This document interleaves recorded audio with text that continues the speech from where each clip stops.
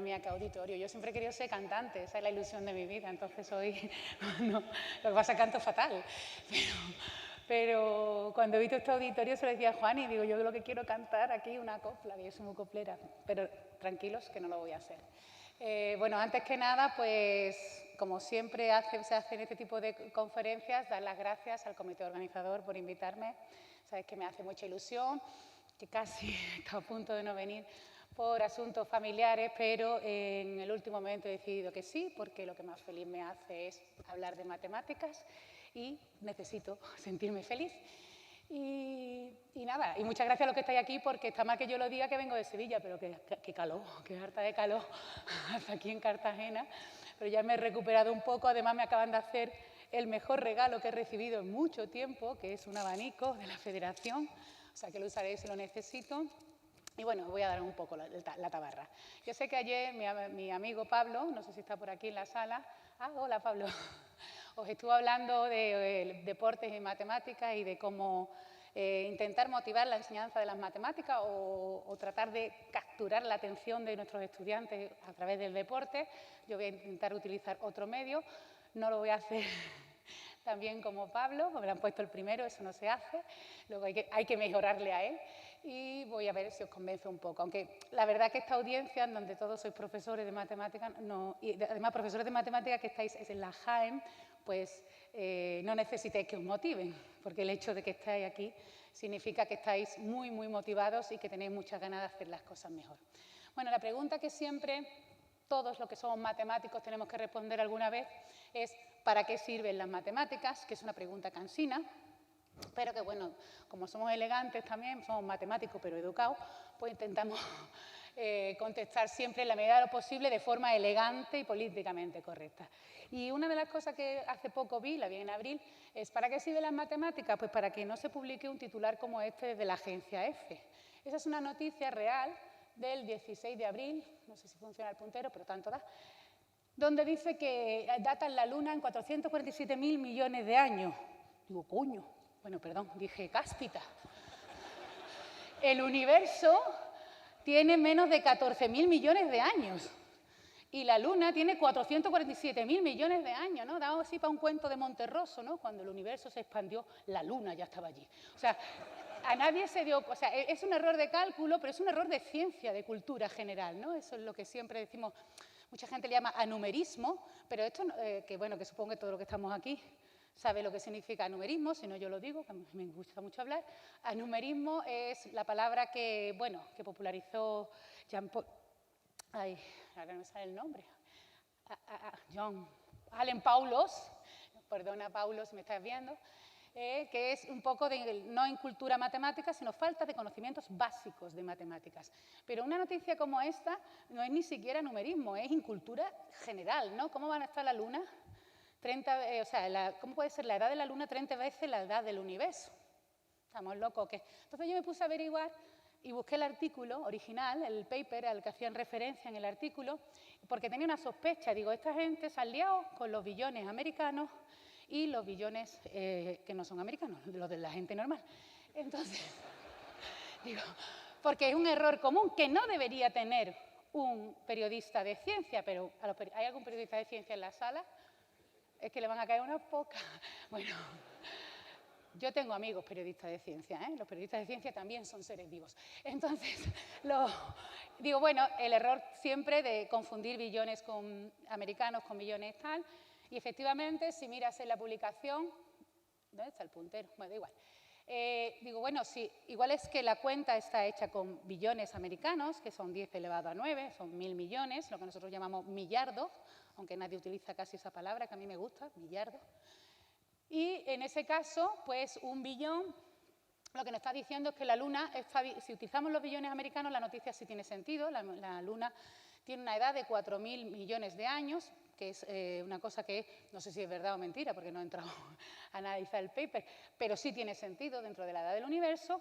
Pero si utilizan los billones nuestros, los de la gente normal, he puesto billion y billion para distinguirlo, pues la edad que sale, al ponerlo por 10 elevado a 12, 1 millón de millones, sale esa de ahí, que no es tampoco la que viene en el artículo. O sea, que la cosa da para más. O sea, no han usado los billones americanos ni los billones normales. O sea, entonces mi sospecha, pero esto es una sospecha, no tengo todavía pruebas, es que el que escribió el titular puso la edad de la Luna en billones de los normales, y puso, pues la Luna tiene 4.447.000 millones de años, y le dijo el otro, echa cero, poquita uno, ¿no? O sea, ese debió ser el criterio. Pero bueno, para esto sirven las matemáticas, aunque ya digo que esto no son solo matemáticas, es que no tienen ni idea de lo que estás hablando. Y el problema no es que una persona se equivoque escribiendo un titular, sino que para cuando llega a la agencia EFE, y lo peor, cuando se hacen ecos, porque la agencia EFE es una agencia de noticias, prensa de masas, nadie se da cuenta de que hay una cosa muy grande. Pero bueno, seguiremos luchando. ¿Para qué sirve las matemáticas? Otra de las, cuando alguien me pregunta así en una barbacoa, ¿no? La gente tiene ese mal gusto, ¿no? De hacerte preguntas desagradables. Oye, ¿para qué sirven las matemáticas? Pues yo siempre cuento un chiste, ¿no? Porque tú sabes, dices, bueno, tengo un amigo mío, bueno, tenía un amigo mío al que quiero mucho, quería mucho, bueno, lo sigo queriendo, Ferran Hurtado, de la Politécnica de Cataluña, que murió el año pasado, siempre me decía, tú empiezas siempre con un chiste, porque así la gente se relaja y te escucha más. Entonces yo siempre digo, bueno, las matemáticas sirven para cocinar, porque si te dice que pongan la bandeja en el horno a 120 grados, lo único que necesitas es coger un transportador y colocar en la bandeja en la posición que te están diciendo. Y la gente así se ríe. Entonces yo, cuando la gente ya está relajada, como decía mi amigo Ferran, entonces digo, pues no, eso no lo haría un matemático, eso lo habrá hecho un ingeniero. ¿Por qué? ¿Hay algún ingeniero en la sala?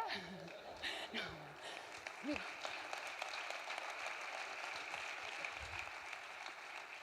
Eso nunca lo haría un matemático, porque ningún matemático relaciona los grados con ángulos. Los matemáticos hablamos de radianes.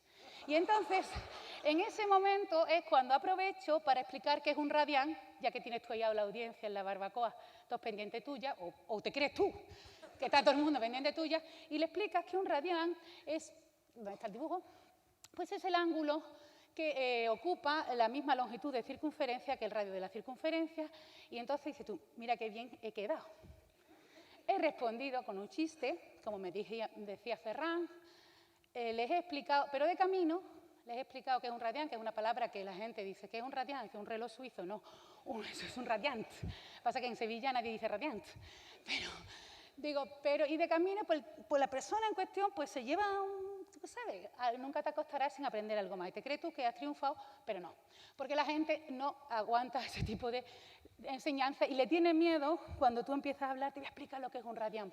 Porque si yo te digo que te voy a explicar un radián, te explico lo que es un radián. Y reacciona así. Y la cosa es que yo no entiendo por qué, ni vosotros tampoco, porque a todos os gustan las mates. O sea, que no soy la audiencia que no entiende este tipo de rectitud. Entonces, dejadme que os lea un trocito de un principio de un libro que supongo que muchos conocéis, si no, pues lo presento. Y no voy a leerlo entero, pero voy a señalar algunos párrafos, ¿no? Es un músico que tiene una terrible pesadilla en la que en la sociedad la educación musical se hace obligatoria. Y entonces quieren hacer a alumnos muy, muy competitivos pues en un mundo cada vez más lleno de sonidos. ¿De acuerdo? Entonces, ¿qué hacen? Puede hacer comisiones de expertos, no hay nada que dé más miedo y más yuyu que la palabra comisión de expertos. Comisión de expertos, comités y todo ese tipo de cosas para mejorar la educación de la música, pero se les olvida consultar con algún músico o algún músico profesional o algún compositor. ¿Os suena? Bueno, pues el libro es de Paul Lockhart y se llama El lamento de un matemático y evidentemente está hablando de lo que ocurre con las matemáticas, que nuestros políticos, no sé si se puede decir esto, porque ya estamos en ley Mordaza, pero yo lo voy a decir, haré una colecta si tengo que pagar alguna multa entre vosotros, un crowdfunding. En nuestros políticos, no estos, todos, hacen muchas leyes y tal, pero muchas veces se les olvida contar con gente que, como vosotros, más que yo casi, que estáis en las aulas y que sabéis qué es lo que son las matemáticas y cómo se dan las matemáticas. Y lo más triste, o lo más alegre del libro, no, es lo más triste, es el final, que es donde él dice, y podríamos estar pasándolo también, porque las matemáticas, a todos los que están aquí os gustan, a mí también bastante, son una cosa muy divertida. Entonces, es de lo que supongo que todos los que estamos aquí tratamos de hacer Es comunicar matemática, estudiar matemática no es fácil, aprender matemática no es fácil, pero tampoco es fácil conducir un balón corriendo y la gente lo aprende. Yo me he caído varias veces intentándolo, pero vamos a comunicarla y vamos a comunicarla bien. ¿Y yo qué pinto aquí? No, yo digo, porque yo ni he estudiado, o sea, ni soy profesora de didáctica de las matemáticas, ni me he metido nunca en un aula de primaria, bueno, salvo a dar algunas charlitas, sí, pero ese día era como un payaso, en el sentido positivo de la palabra, que viene a hacer un show, ni en un aula de secundaria, desde luego, también he ido, pero a dar charlas, no me he metido un día a día.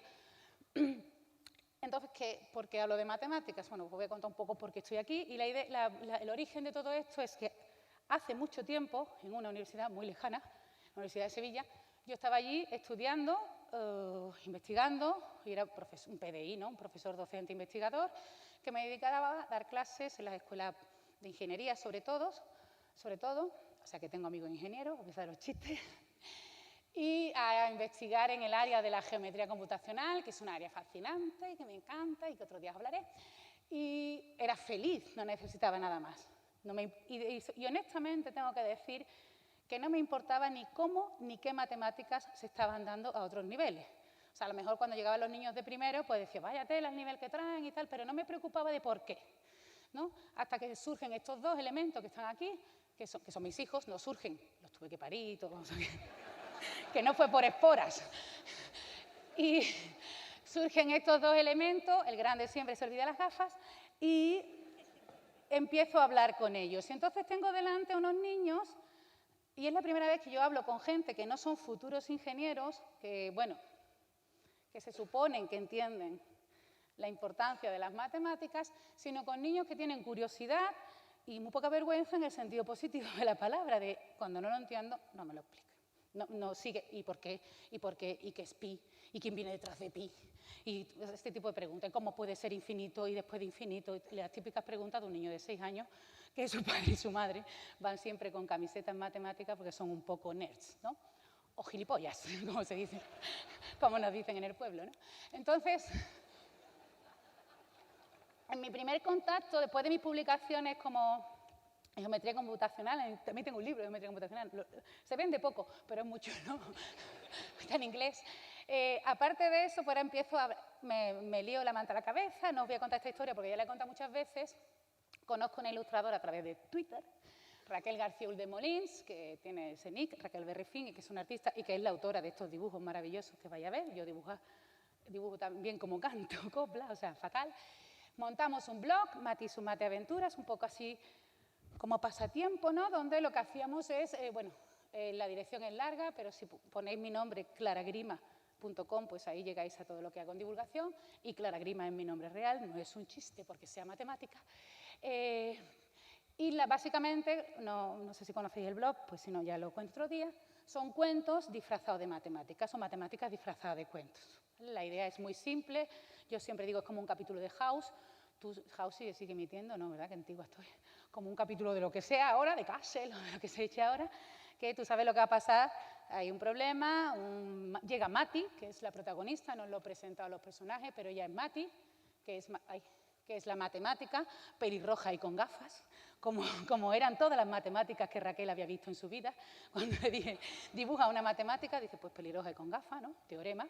Todas las matemáticas son pelirrojas y con gafas. Dos niños que casualmente se parecen a los míos y Gauss, que es el perro más listo de todos los perros, ¿no? Bueno, pues nada, no me quiero enrollar aquí.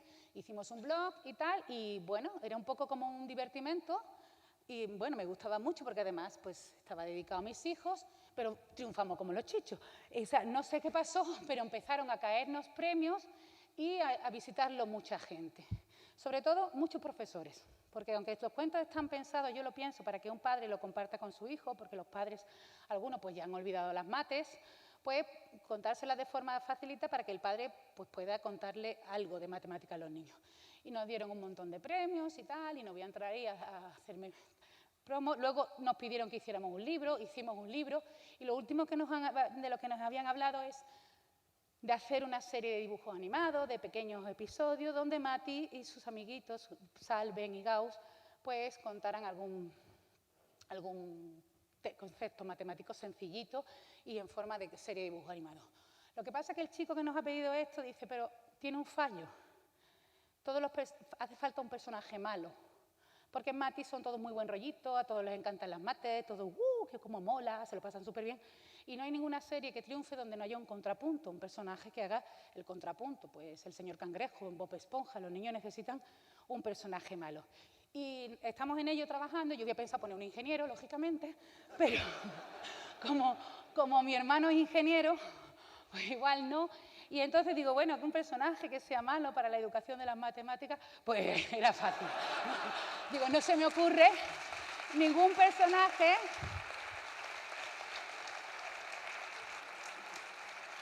no se me ocurre nadie que haya hecho más daño a la educación en general y a las matemáticas en particular. Esto no se estará grabando, ¿no? Este ya no es ministro, o sea que no me estoy saltando ninguna ley mordaza, ¿no? Bueno, el caso que por ahí andamos. Y ya veremos, ¿no? Tenemos mucho trabajo.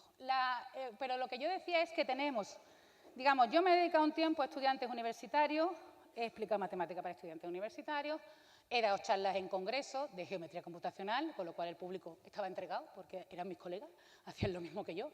En congresos de matemáticas generalistas, pero a mi sesión solo venían los de geometría computacional, con lo cual estaban entregados. Y a niños, ¿no? Porque me daba charlas en cole y tal, pero había un público al que no había tocado, que es este. El público adolescente. No sé si conocéis el fotograma. Es un fotograma, todo lo habéis visto, ¿verdad? Es ese que te ríes, pero que al final te queda, ¿no? Es una risa que se congela y al final te da una pena, dice, qué pena, ¿no? Pero bueno, está bien hecho, está muy bien hecho. ¿Y cómo convencemos a esta gente, ¿no? A ese sector que yo me he saltado, que era entre los niños y los estudiantes, digamos, ya universitarios, ¿cómo convencemos a un adolescente? Y como yo no sé nada de deporte, ¿no? Se nota que no me gusta mucho hacer deporte, me canso y sudo, pues vamos a buscar, yo intenté buscar algo que le gustara a todos los adolescentes y de una cosa de la que no se separa un adolescente, ni nosotros tampoco, pero bueno, es un móvil. Entonces la idea es proponer enseñar matemáticas a través de un móvil. Cuando alguien te pregunta para qué sirven las matemáticas, posiblemente está leyendo un chat mientras te lo pregunta. Entonces es lo de enciende ese móvil, cuando te hagan la pregunta es ¿para qué sirve la matemática? Enciende tu móvil y escúchame, te voy a decir para qué sirven las matemáticas.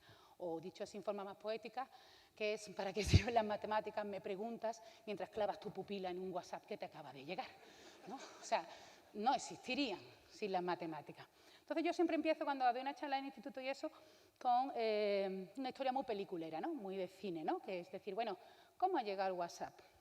Ha llegado, pues, posiblemente, pues, telefonía 3G, 4G o por Wi-Fi. ¿Y de dónde viene la Wi-Fi? Entonces, aquí siempre cuento una historia que me gusta mucho, por lo peliculera que es la historia de esta mujer que es Hedy Lamarr. No sé si la conocéis, porque sois todos más jóvenes que yo, pero Hedy Lamarr es actriz, era actriz, murió en 2012 o algo así, no me acuerdo, 2002. No me hagáis muchas casos, porque yo soy mala con los números. Y era una actriz de cine. Ella fue, por ejemplo, la protagonista de Sansón y Dalila. No sé si habéis visto la película, pues ella era Dalila. Pues esta mujer, extremadamente guapa, cosa que no hace falta que yo diga, porque la estáis viendo, ¿no? Es extremadamente guapa, guapa hasta el dolor, y para algunos críticos de cine, la mujer más bella que ha hecho alguna película de cine. No era muy buena actriz, pero no se puede ser perfecto. Era extremadamente lista. Era una chica que tenía no altas capacidades, sino, me ha salido el acento, sino altísimas capacidades, y con 16 años ya estaba estudiando ingeniería, porque lo que más le apasionaba eran las matemáticas y la física. También la física. ¿Hay algún físico en la sala? No. Entonces esta chica le pasaba un poco como a mí, ¿no? Que le gustaba mucho bueno, ella era mucho más lista que yo, ¿no? Pero que le gustaba la ciencia y tal, pero también el teatrerismo, ¿no? Era muy teatrera, como yo, pasa que a ella le fue un poco mejor. Y entonces, con 16 años, ya digo, era una persona que empezaba a destacar en su escuela de ingeniería, sobre todo hombres, por supuesto, casi todos eran hombres, y tuvo la buena o la mala suerte de protagonizar una película, creo que era danesa, pero esto cogerlo con puntillas porque nunca me acuerdo bien, que se llama Éxtasis, y era donde ella era el primer desnudo, protagonizó el primer desnudo en una película comercial no pornográfica de la historia del cine, un desnudo absolutamente inocente, si queréis buscar la película, pero era en los años 40, y fue la primera mujer que fingió un orgasmo en el cine, y en una película no comercial, ¿no? Entonces, si queréis podéis buscar el orgasmo, bueno, el de ella, digo, el vídeo de la película, o sea, el de ella un poco, está muerta, que es una cosa absolutamente inocente y, bueno, una tontería, pero fue un escándalo que le molestó hasta el Papa de Roma, porque si no se mete, revienta, y sus padres, para quitarla de la carrera cinematográfica que había empezado con tanto éxito, la decidieron, lo que hacían algunos padres, que eran muy listos, que era casarla con un rico. Era una niña rica, guapa, preciosa, la casaron con un rico, con el pequeño detalle de que la chiquilla era judía y el marido era un fabricante de armas nazi. Detalle que se les pasó a los padres por alto. Pero esta chica, que estuvo presa, voy muy rápido, que si no, durante las conversaciones de su marido con amigos de la talla de Adolf Hitler y Benito Mussolini, porque el tipo era una persona muy influyente, ella no podía hablar. Tenía prohibido hablar, pero tenía que estar allí porque el marido no se fiaba de ella nada y estaba presente. Entonces, mientras ellos hablaban de armamento, esta chica estaba escuchando y escuchaba que tenían un problema con la transmisión con los torpedos. Porque, claro, en aquella época, bueno, y aún, se transmitía por radio. Pero tú al transmitir por radio, o sea, la señal del barco al torpedo, pudiera ocurrir que el enemigo pillara la frecuencia en la que tú estabas emitiendo y dijera, ah, este torpedo es tuyo, para ti, y te lo devolviera, ¿no? Entonces ella escuchaba y tal. Bueno, voy más rápido. Se escapó a Estados Unidos, en el barco conoció a un señor que se llamaba Meyer, ¿suena? Metro Goldwyn Mayer, pues el Meyer iba en el barco, le hizo un contrato de actriz, pero ella siguió dándole vueltas a aquel problema, hasta que dio, bueno, le voy a quitar de su cara que es muy guapa, hasta que ella patentó lo que se conoce como el espectro ensanchado, que era una idea muy sencilla pero brillante, como todas las cosas bonitas de las matemáticas y de la ingeniería en este caso, que es poner una pianola de un piano, y lo que hacían era transmitían una frecuencia, cada cierto tiempo cambiaban de frecuencia los dos a la vez, el torpedo y el barco. Al cabo de un tiempo que no era el mismo volvían a cambiar y volvían a cambiar. ¿Con eso qué conseguía? Que si el enemigo te pillaba la frecuencia, cuando intentara controlar tu torpedo, tú ya habías cambiado de frecuencia y tenía que volver a buscarla. O sea, una cosa muy sencilla y muy elegante que se llama espectro ensanchado y que es el origen de lo que se llama hoy Wi-Fi. Hace falta un montón de cosas más, un montón de ingeniería, pero la primera persona fue esta. Y ya digo, me parece una historia muy bonita porque tiene muchos ingredientes. A los niños les cuento menos cosas, ¿no? Pero bueno. Y ya termino con Hedy, es que estoy enamorada de Hedy Lamarr. Hay una frase que me encanta que ella dice, todo el mundo puede ser glamuroso, lo único que necesitas es quedarte quieto y parecer estúpido. Y yo estoy tranquila porque una parte la tengo, me falta la de quedarme quieta, porque me muevo mucho, pero todo se andará. Bueno, ya con esto tú supones que él ya tiene suficientemente captada la atención del adolescente. Digo, eso es solo la wifi, que en realidad eso no es la wifi, eso es es los principios. Y que ella va a ser tuyo el adolescente, pero no te creas, porque hay adolescentes que son durillos de convencer, y lo sabéis vosotros mejor que yo. Entonces yo recurro a lo que recurrimos todas las madres, y los padres, hablo de madre porque soy una mujer, y que es al chantaje emocional, ¿no? Todos los adolescentes tienen una fase de esta. Mi hijo tiene 3 o 4 al día, ¿no? Nadie me entiende, estoy solo en el mundo, ay, nadie me entiende y tal. Bueno, eso os pasará también a vosotros muchas veces, que os sentís solos en medio de la multitud, que nadie os entiende, nadie os escucha, es una cena de Navidad o algún sitio de esto. Entonces, en ese momento, digo a los alumnos que vosotros tenéis un momento en el que nadie os entiende, nadie sabe lo que estáis diciendo, nadie entiende vuestras penas.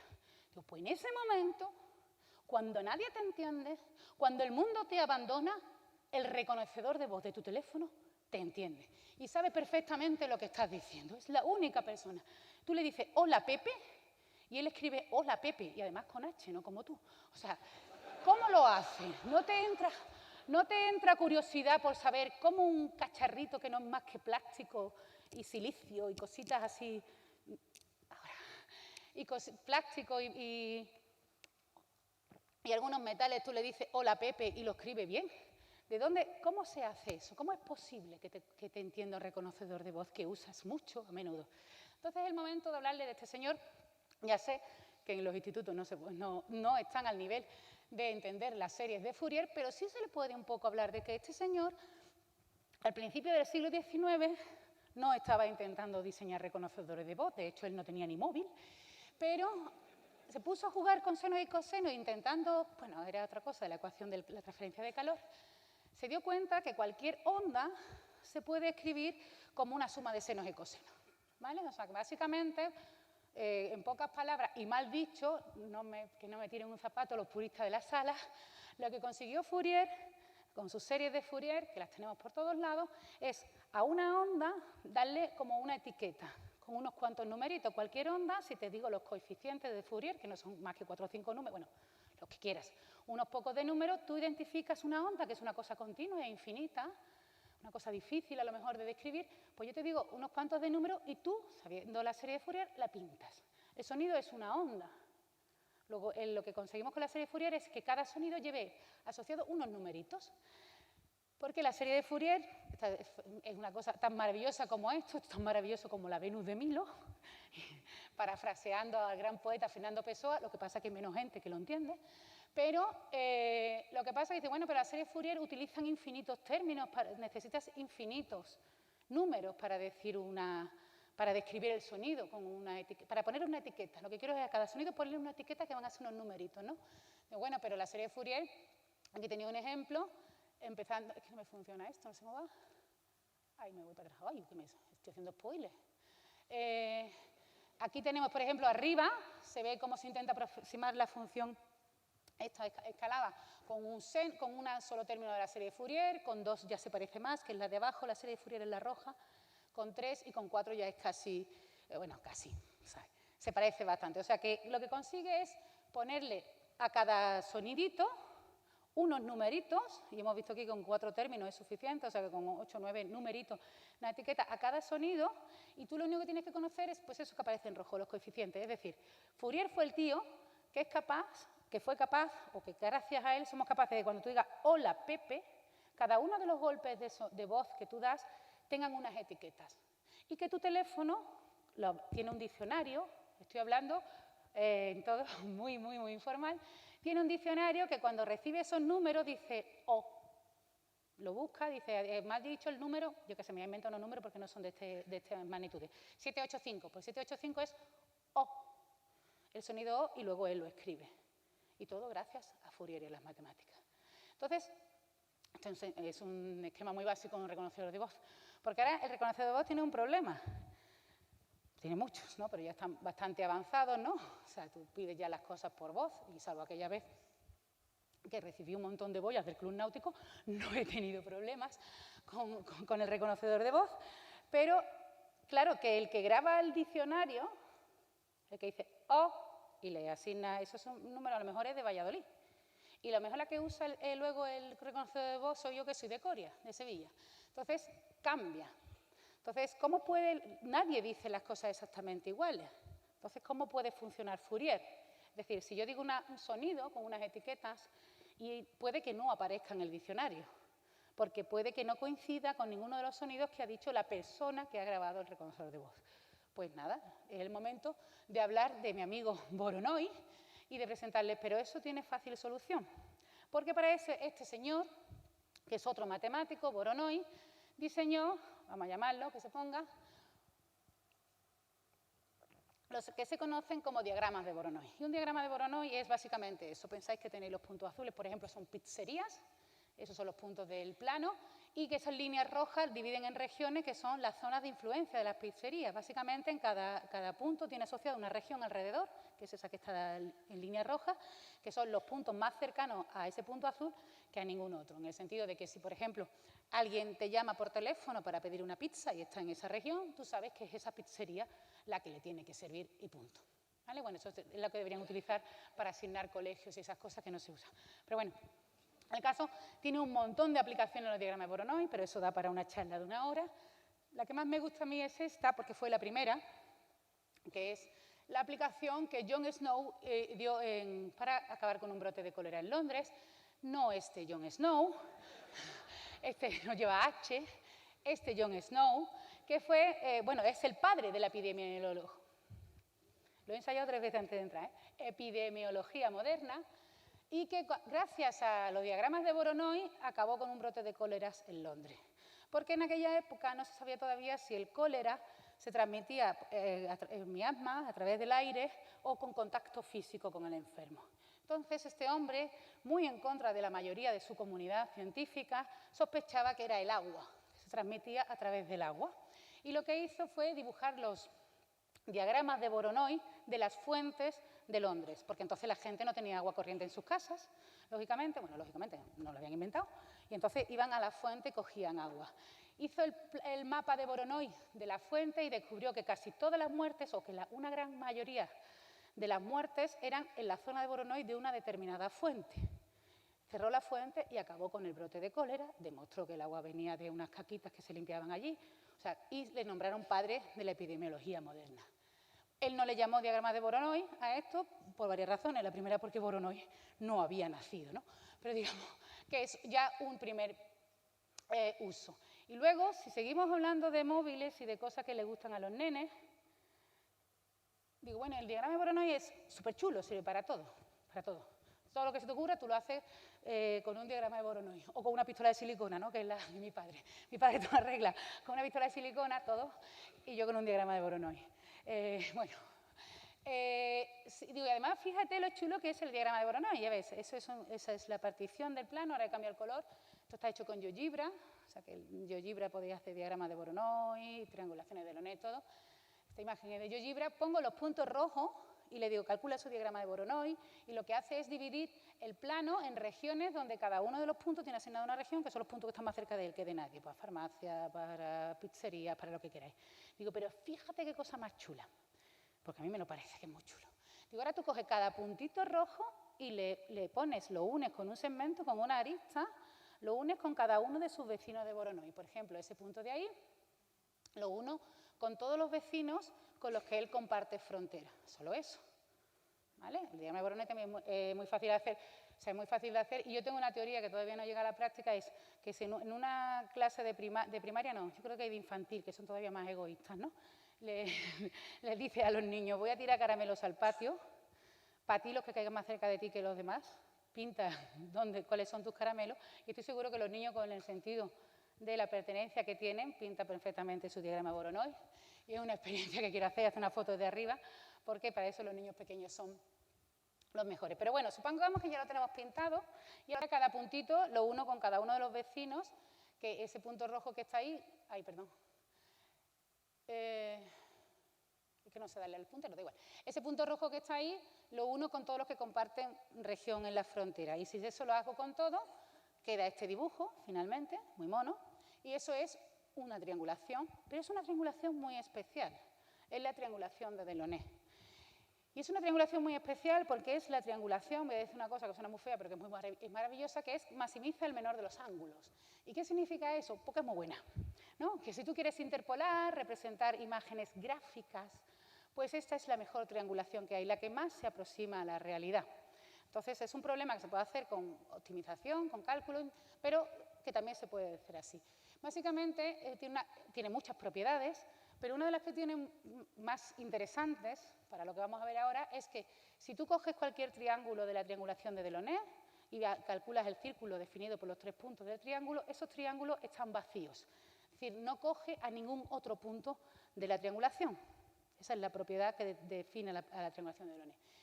Y esta triangulación, como digo, que sale de Voronoi, o se puede hacer sin pasar por Voronoi, es fantástica porque no hay nada más fantástico para nuestros estudiantes, o sea, para nuestros adolescentes, que los triángulos. Y no hay nada más fascinante que conocer la trigonometría. Entonces el alumno dirá, oh, trigonometría, qué cosa más fea. Pues mira, la trigonometría, no hay nada de lo que tú no hagas habitualmente, o casi siempre, que no tenga que ver, como yo digo, con supertriángulos, porque hay muchos triángulos en lo que haces en tu vida. Por ejemplo, gracias a la trigonometría y a las triangulaciones y al estudio de buenas triangulaciones, ya no tenemos pelos en la serie de dibujos animados, no tenemos melena como la de Blancanieves. No sé si habéis visto la Blancanieves de Disney, que estaba ría, limpiaba, le quitaba las telarañas a los enanitos, que me morro también que le echaban, y el pelo no se le movía. O sea, iba todo el pelo para allá y nunca se movía un solo pelo de la Blancanieves, estaba siempre perfecto.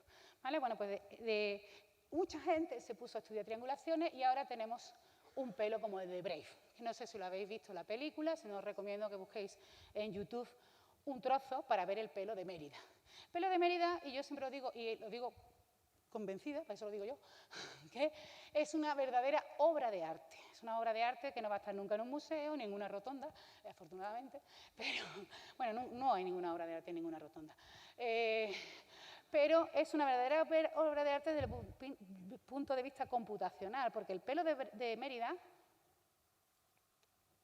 se mueve cabello a cabello, y además se mueve como se movería el cabello de una persona que tuviera ese pelazo, ¿de acuerdo? Y yo, bueno, yo como me dedico un poco a esto, en mi área de investigación, alucino, digo, y eso son muchas triangulaciones, ¿no? No sé si habéis visto Monstruos S.A., porque yo tuve que llevar a mis niños, y entonces yo estaba embobada viendo los pelitos de Sully, cómo se mueven, o sea, y ahí hay un chorro de matemáticas. Y si a los niños no les gusta ni Blancanieves, bueno, Blancanieves y pocas triangulaciones, y tiene su mérito, porque se hizo cuando se hizo, o Brave, pues si no sé, nunca me acuerdo cómo se llama, Destiny, se llama un videojuego que hay ahora muy de moda, que tiene unos gráficos que parece que se van a salir a tu salón y vas a tener que preparar de comer, pues es alucinante. El juego a mí en sí no me gustan los juegos violentos, soy tranquilota, pero me parece una verdadera obra de arte y eso son triangulaciones. Pues eso, gracias a la trigonometría esa que hay que estudiar, porque claro, todo el mundo dice, que yo lo que quiero es jugar a videojuegos, pero bueno, es que yo siempre pongo este ejemplo. Si tú quieres jugar al Catán, al Monopoly, no sé si se sigue vendiendo. Si quieres jugar a un juego de mesa y pasártelo muy bien, lo primero que tienes que hacer es leerte las instrucciones. Y leértelas bien para que luego no te hagan trampa, que siempre habrá uno que se lo habrá leído mejor y tal. Bueno, pues esa es la parte que se hace un poco en la secundaria. Leerse las instrucciones bien leídas y disfrutarlas para luego poder hacer estas cosas. Sigo que me enrollo. Luego no te va a faltar el niño que diga, a mí lo que me gusta es el fútbol. Está bien, es un deporte. A mí no me gusta el fútbol, pero bueno. Y digo, uy, pues me encanta que me digas eso, porque también tengo un futbolista que tiene que ver con tu teléfono móvil. No es Sergio Ramos, como estáis todos pensando, sino que es este señor que está aquí, que se llama Harald Bohr. Tenemos un matemático, un futbolista en España, que le gusta mucho la matemática, que es Juan Mata. No sé si lo sabéis, pues es un dato, y que escribe alguna vez cosas de matemáticas, acertijos y tal, ¿no? Pero este señor, Harald Bohr, era matemático y tienes cosas en tu móvil que hizo este hombre, matemático y futbolista. ¿Vale? Supongo que os suena el apellido, Bohr, pues sí, el hermano de Niels Bohr, el del premio Nobel, y el hermano del físico. Y Harald Bohr fue un matemático muy, muy relevante en su época. De hecho, Niels siempre lo cita como uno de sus ayudantes, porque claro, ¿qué puede hacer un físico sin un matemático? Pues nada, ¿no? Es un chiste. Harald Bohr estuvo trabajando con su hermano, estuvo trabajando con Hardy, estuvo trabajando con un montón de gente muy, muy importante. Era un matemático muy relevante, muy discreto, eso sí, y también fue un futbolista. Está ahí, donde está el de blanco, pues el de la izquierda, ese es Harald Bohr, pero no futbolista que jugara en partidos de solteros contra casados, sino que fue seleccionado. Era un jugador de la selección nacional danesa y que en 1908, en las Olimpiadas de Londres, fue el primer año que el fútbol fue juego olímpico, deporte olímpico, quedó medalla de plata y el tío metió goles. O sea, estamos hablando de un futbolista que, iba a decir en Danesia, ¿no? En Dinamarca, jugaba en la selección nacional, llegaban a la medalla de plata y marcaba goles. O sea, un futbolista de verdad, pero que además era matemático. Y cuenta que cuando leyó su tesis en 1910, en el Paraninfo de la universidad no se cabía. No sé si alguno, cuando habéis ido a una tesis o habéis leído una tesis, que va tu padre, tu abuela, 2 primos tuyos y 4 compañeros del departamento, ¿no? Bueno, pues allí no se podía entrar porque estaba leyendo la tesis un jugador de la selección danesa de fútbol y era entrada libre. Pues imagínate que lee la tesis Sergio Ramos. Se colapsa la Complutense, pero no porque a la gente le importe que el tipo a lo mejor haya resuelto la hipótesis de Riemann, sino porque el que está leyendo la tesis yo también iría, es Sergio Ramos. O sea, pues de ese nivel, ¿no? Entonces este hombre lo que hizo, bueno, estudió muchas cosas, pero una de las cosas que definió, que todavía se siguen utilizando y que se llaman funciones casi periódicas, y que alguna biografía de él he leído, que fue una pena que le pusiera este nombre tan bien puesto, porque se deberían llamar funciones de Bohr. Las funciones... ¡Ay, no funciona la bolita! Bueno, os lo explico. Una función periódica es el seno, que cada cierto tiempo vuelve a tomar el mismo valor, ¿no? O sea, es como que das una vuelta, ¿vale? Tiene un valor y das una vuelta y vuelve a tomar el mismo valor. Yo siempre hago el símil de un tío vivo. Si te pones delante de un tío vivo, pues te fijas en un determinado caballito, pues al cabo de un rato pasará delante tuya, al cabo de un rato pasará delante tuya y así hasta que el tío pare, el tío vivo, ¿no? Eso es una función periódica. Entonces, una función casi periódica, esta es una definición, por favor, los puristas que no me tiren chanclas, muy así, no es periódica, pero casi.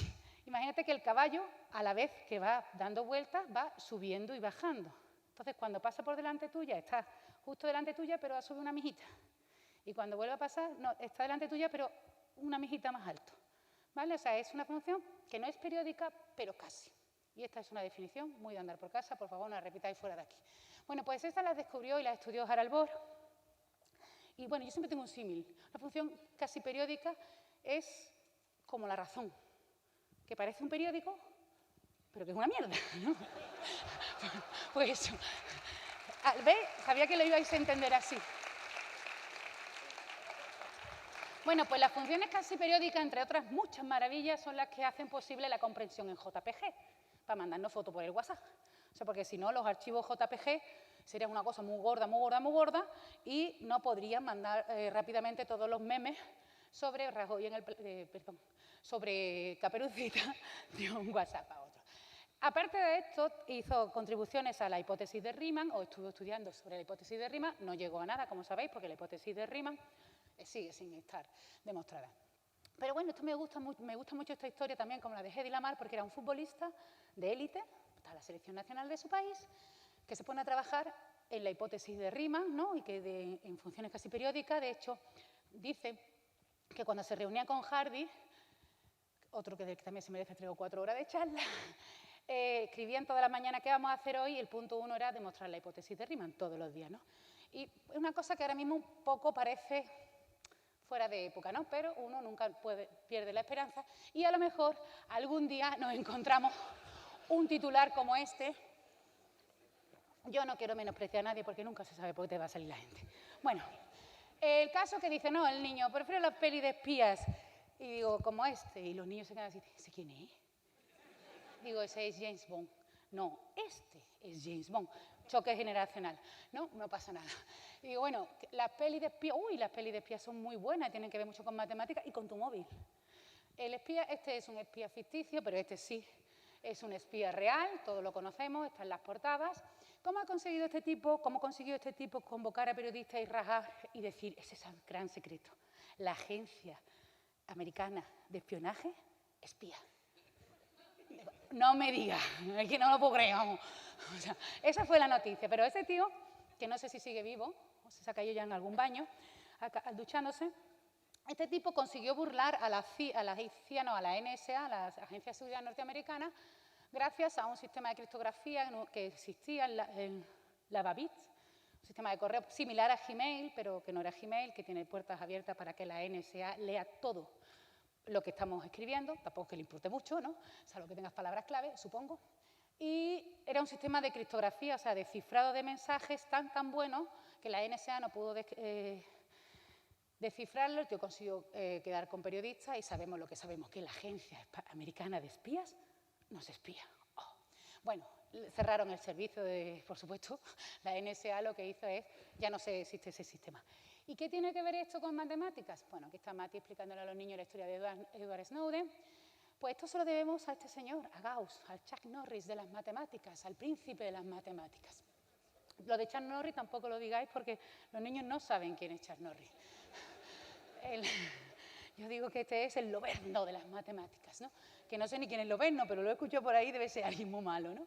Entonces, gracias, ahí empieza, o sea, Edward Snowden en algún sentido, bueno, no Edward Snowden, la Babbitt y su sistema de criptografía, le debemos todo a Gauss.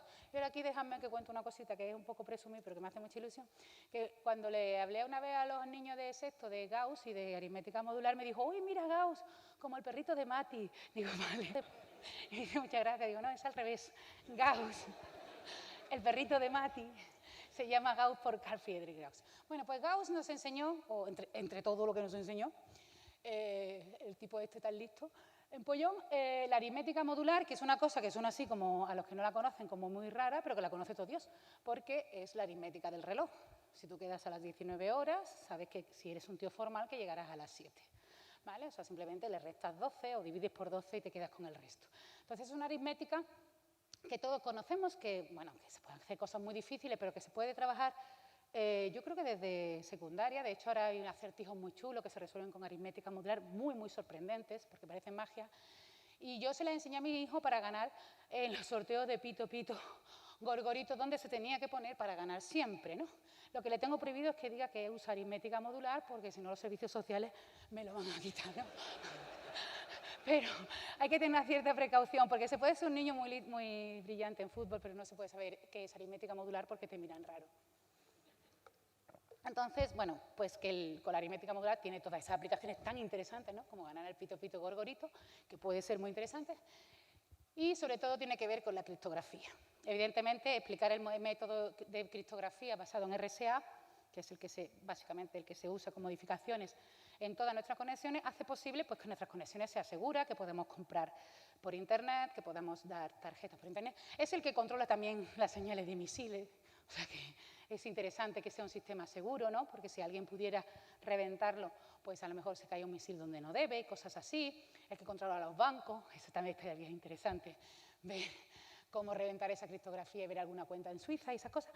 Pero en general no se puede reventar lo que se sabe hasta ahora y se basa en aritmética modular y en una propiedad que mucha gente no sabe, que es que factorizar un número en primos es debe ser de las cosas más difíciles, la operación más difícil que se puede hacer en matemáticas. Que luego se lo enseñamos alegremente a factorizar un número en factores primos, pero es una cosa tremendamente difícil. Porque si el primer primo de la factorización es este, el de arriba, ¿cómo llegas? No puede ni un ordenador hacerlo. O sea, si yo te doy esos dos primos, son dos primos. Ya sé que algunos estáis mirando, ¿es primo o no es primo? Pues lo es. Créeme que son dos primos. Creo, vamos, si no me equivoco copiándolo. Esos dos son primos. Si yo le digo a alguien, multiplícame esos dos primos, hombre, te pondrá mala cara, pero con paciencia y salivita al final el tío los multiplica, ¿no? O una máquina. El problema es que para reventar el RSA, reventar la criptografía que usamos habitualmente, lo que te dan es no esos dos primos, sino el producto de los dos, que son una harta de números. Y es falso, esos son muy chicos. Se usan primos más grandes, que son más largos. Entonces, si te dan el producto de esos dos, tú conseguirías descifrar el mensaje si fueras capaz de factorizarlos en primos, una cosa que hacemos con la rayita del 2, el 3, los primos, que lo contamos como algo muy fácil y que es muy sencillo. Como factorizar es muy complicado, afortunadamente nuestros sistemas de seguridad, nuestros móviles son seguros. ¿Vale? Aprovecho aquí, hacer una cuña, para que no se le enseñe a los niños el máximo común divisor haciendo números primos, sino utilizando el método de Euclides, que tampoco es que sea tan nuevo, pero que ese es el que se utiliza para factorizar, para conseguir el máximo común divisor y a partir de ahí el mínimo común múltiplo, porque aquí como no tienes que factorizar, que es lo más difícil que se puede hacer, pues es mucho más fácil. ¿Vale? Esto es una cuñita publicitaria, no enseñemos a factorizar, o sí enseñar un poquito a factorizar, pero sobre todo sí enseñar a calcular el máximo común divisor con este algoritmo que es de Euclides, que es mucho más sencillo, mucho más rápido y que no hace falta, o sea, que puede calcular el máximo común divisor, perdón, de números muy bestia, cuyo primer primo tenga 3 cifras. ¿De acuerdo? Y acaba la publicidad, sigo.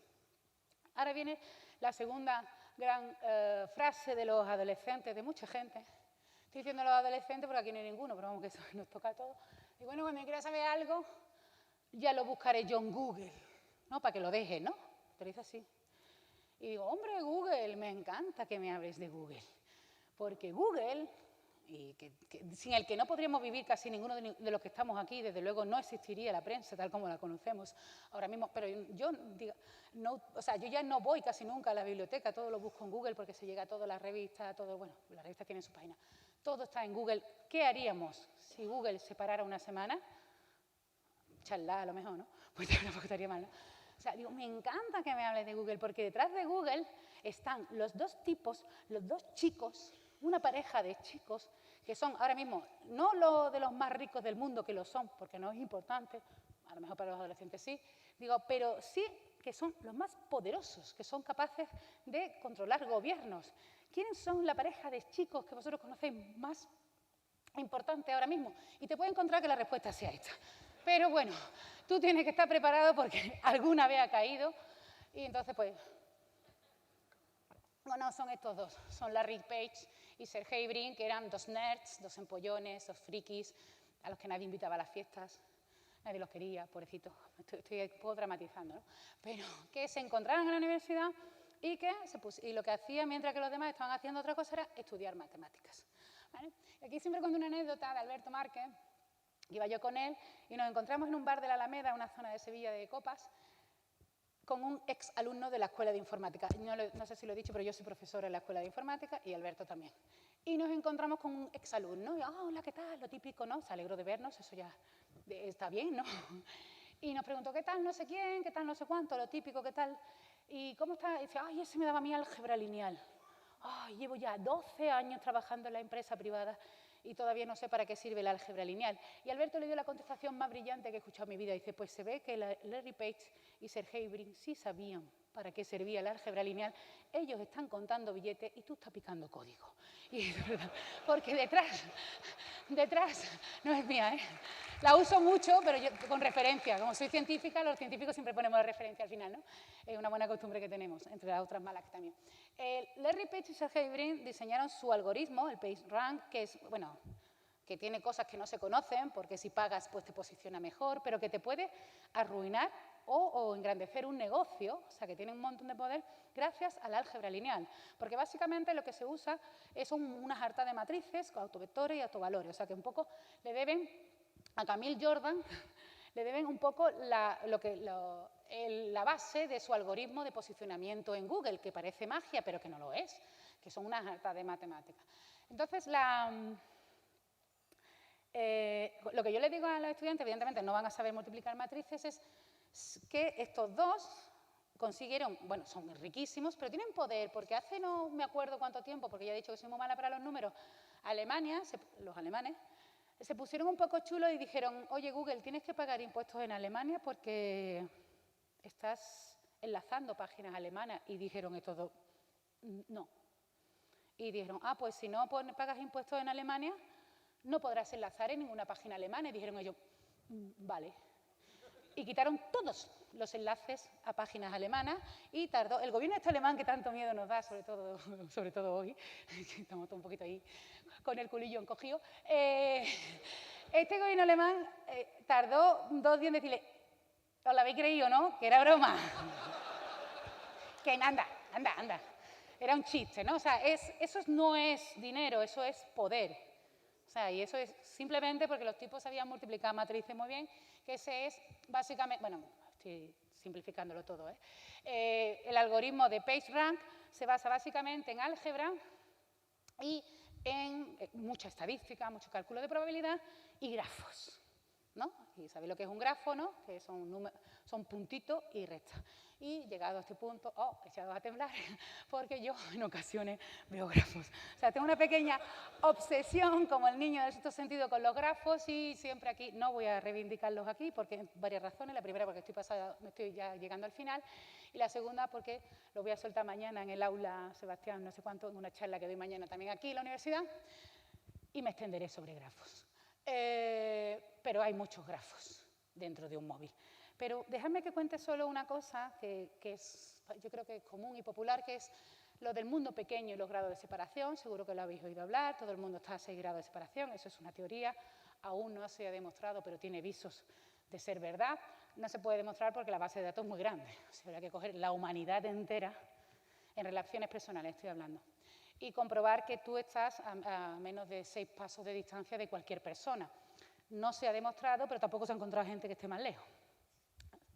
Entonces, en Facebook, por ejemplo, está, si no me equivoco, 4,5, o sea, 4,5 es la media, evidentemente, no quedé medio paso, pero eso es una cosa que conocemos todos estamos muy conectados, ¿no?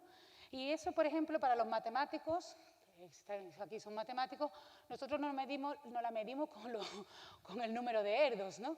¿Qué número de Erdos tiene? Erdos fue un matemático, uno de mis matemáticos favoritos, daba otras charlas, y como era tan prolífico y trabajó con tanta gente, pues los matemáticos establecieron lo que se llama el número de Erdos, que es a qué distancia estás de Paul Erdos. Entonces, Erdos es el número 0, ya no, se murió. Si has escrito alguna vez, si has firmado algún artículo con Paul Erdos, tienes el número 1.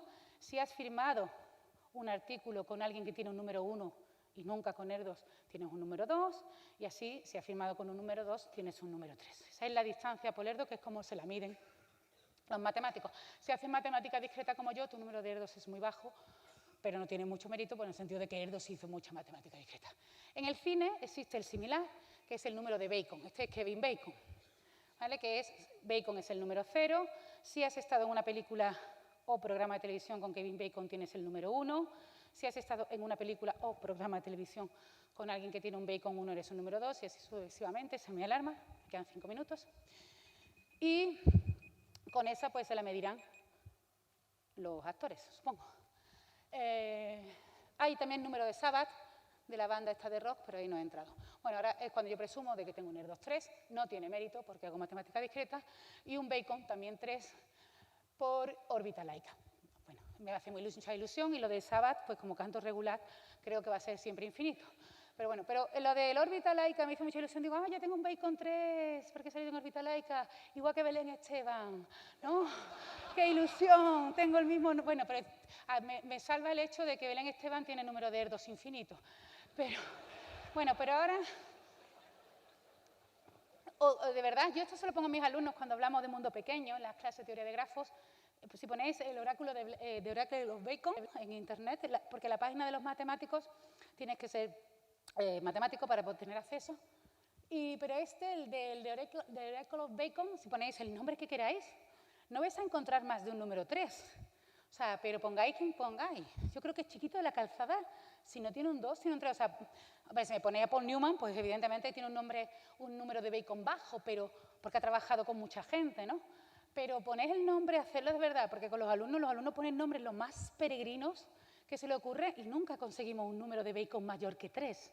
Eso significa que estamos todos muy conectados. Y ahora me voy a poner muy seria, porque esto significa que estamos muy conectados a ERDOS, que estamos conectados a Bacon, pero que esos grados de separación de los que estoy hablando y que hacen que el mundo sea tan pequeño y que todos estemos como mucho a 6 pasos de cualquier persona del mundo, incluido el dictador de Corea del Norte, lo siento por dar este disgusto, tiene una parte chula, sobre todo para los negocios, porque se propaga muy bien la publicidad y ese tipo de cosas, el boca a boca que funciona y tal, pero tiene una parte muy, muy chunga y no quería pasar sin decirlo, y ya voy a terminar, que también está muy cerca de los antivacunas.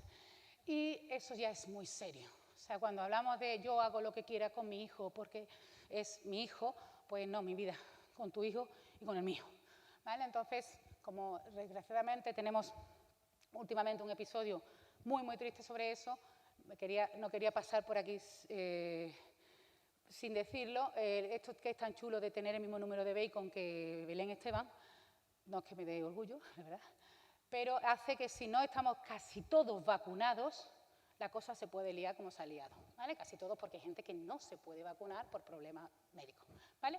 Dejo esto, sigo con mi móvil, era simplemente aprovechar la audiencia para hablar de la importancia de que nos vacunemos todos, pero hay mucha más matemática en el móvil, ya termino, podía explicarle todo. Los códigos de Hamming y como el predictor de texto, no sé si alguna vez tenido alguna bronca por haber mandado un mensaje con una copita de más y el día siguiente te estaban esperando con la cara, ¿eh? ¿Cómo funciona el predictor? Los predictores de texto con códigos Hamming, que también se hacen unos juegos muy chulos. Las redes sociales, lo que os decía, son grafos y ahora hay mucha gente trabajando con redes sociales, con grafos para controlar las redes sociales desde el punto de vista económico. Y un último trabajo que he leído hace poco es, viendo la actividad en Twitter, se puede determinar ¿cómo era? Así lo digo, el nivel de desempleo de una zona. Porque cuando estamos tuiteando, por la hora a la que tuitea la gente, o sea, es una cosa fantástica. Si lo piensas, pues, es sentido común. Coño, pero perdón, se te tiene que ocurrir, ¿no? Entonces, en las redes sociales lo que estamos haciendo es dando todo el rato, estamos dando datos que se actualizan más rápido que el Instituto Nacional de Estadística, y entonces hay estudios que te dicen, en función de a qué hora usa la gente Facebook o Twitter, si hay más o menos paro en una zona, o sea que cosas de ese tipo. O sea que es interesante conocer las redes sociales, y evidentemente son teoría de grafos. Esta otra red social, Google+, existe, igual que Teruel. Cómo funciona Maps, cómo te da la menor ruta posible, pues algoritmo de caminos mínimos, cómo se predice el tiempo. Bueno, esto es fantástico porque no se puede predecir, pero se pueden explicar los métodos numéricos que van asociados a la aproximación del clima, cómo se hace un buen horario, también con teoría de grafos, que la teoría de grafos me apaña y a mí me gusta mucho, o incluso le puedo enseñar un poco de topología con el Candy Crush, ¿no? Yo no juego Candy Crush, pero una amiga me ha dicho que engancha. En general, hay muchas matemáticas en el móvil, hay que sacarlas, todas no se pueden explicar a lo mejor, pero sí, no creo que venga mal hacer un poco de apología de, oye, no existiría tu móvil si no existieran las matemáticas y otras muchas ciencias, pero como somos matemáticos, pues decimos matemáticas, ¿no? Bueno, termino aquí, la idea es seguir luchando y seguir haciendo divulgación de esto que hacemos, pues que es lo más, lo digo en serio, no hay nada más bonito que las matemáticas, más chulo, siempre funciona bien, no hay sorpresas, todo está ahí, ¿no? Y hay tanto por descubrir, hay tanto por aprender, y siempre acababa con esta transparencia diciendo vamos a seguir luchando por la popularización y la enseñanza alegre de las matemáticas. Y yo decía, podemos, pero me han robado el lema. Entonces, como no quiero que parezca lo que no es, pues lo decimos en inglés, no es que sea muy tonta, que posiblemente también lo sea, sino simplemente, antes ponía Podemos, ahora pone We Can Do It. Y nada más. Muchas gracias a todos vosotros por venir, a todos vosotros los que dedicáis a la educación primaria, infantil, secundaria, universitaria. A todos, porque si no yo no estaría aquí, si no hubiera tenido unos buenos maestros de la educación pública, en el instituto, en la universidad pública, y gracias por vuestro trabajo, que no se, en mi opinión no se reconoce todo lo que debiera, estáis aquí y no teniendo vacaciones de maestros, que deberíais estar allá en la playa. Muchas gracias a todos.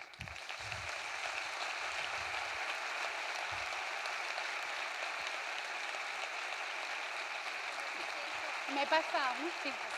Vale. Vale. Bueno, tienen... Gracias. Gracias.